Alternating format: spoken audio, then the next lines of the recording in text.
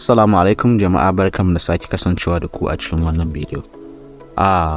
Kamar yadda kuka gani tun a cikin title na wannan bidiyo da kuma thumbnail, mun ce za mu nuna yadda za ka hana yaronka kallon batsa. Wanda dai suka san cewa YouTube, Facebook da daidai wani abu haka sun hana ka je kai searching din abin iskanci ka je kalla. To so sai dai a Chrome. To a Chrome ne ko kuma a wani browser za ka iya zuwa ka je kalla abin da ke so gani, wato na batsa kenan. To so domin sanin yadda za ka hana yaron ka ga wannan abun, kafin mu wuce zuwa cikin bidiyon nan, ka danna mana subscribe, like, share and comment. Hakan zai kara mana karfin gwiwa mu ci gaba da kawo muku bidiyoyi masu amfani. Okay, mu wuce zuwa cikin bidiyon nan.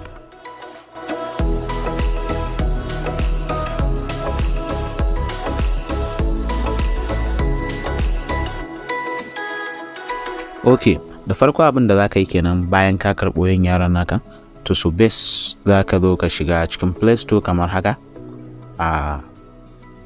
Sai ka jira Play Store ya loading, sai ka yi searching Chrome. Misali yana using Chrome only ne, za ka yi searching Chrome like this.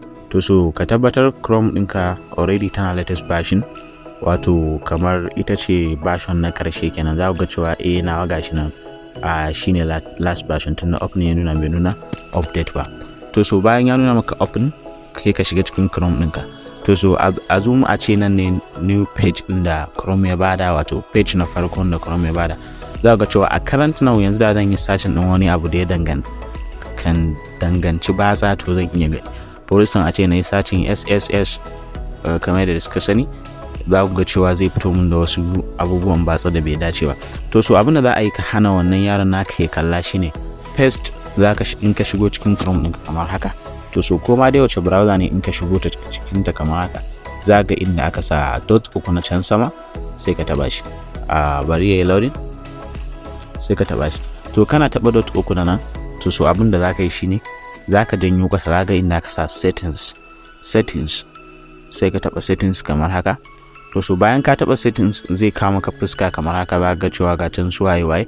To so abin da za ka yi shine za ka zo nan inda aka sa privacy and security, za ku kalle shi, sai ka taba shi.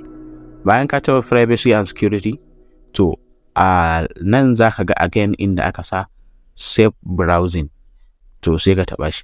After ka taba safe browsing zai nuna maka option ku za ga enhanced protection, standard protection and no protection, wato not recommended, does not protect you against dangerous website, download and kaza. In ka za ga naka already yana no protection, kamar ba wani kariya da yake bawa wayarka.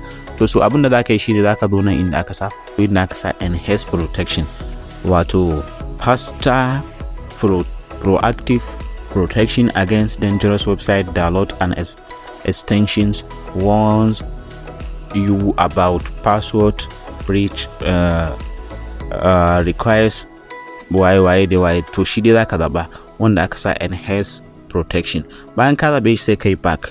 To so aiki bai kare ba, za ga inda aka zo anan, in ka danyo kasa za ga inda aka sa use secure DNS, sai ka taba shi, za ga DNS a karshen sa.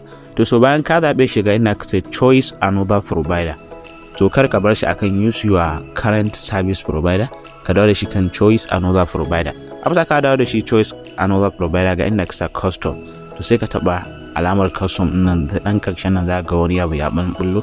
So kana taba zai nuna maka option kamar haka, ga custom, ga next DNS, Google publish DNS, waye. To so kai za ka tafi direct na karshen inda aka sa clean browsing family filter. To so kana yin haka sai ka fito a lafiya lau. Yanzu ka gama setting, saura mu jarraba mu ga cewa abin da muka seta ya yi ne ko bai yi ba. First za mu yi refreshing din wannan page din da ma this is a new tab. To so misali za mu search SSS kamar yadda suke yi kwaya uku suke searching.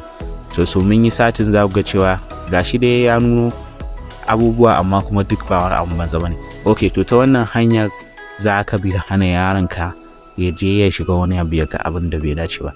Okay, thank you for watching this video. In ka ji daɗin wannan bidiyon, ka daure ka mana subscribe, like, share and comment. Thank you.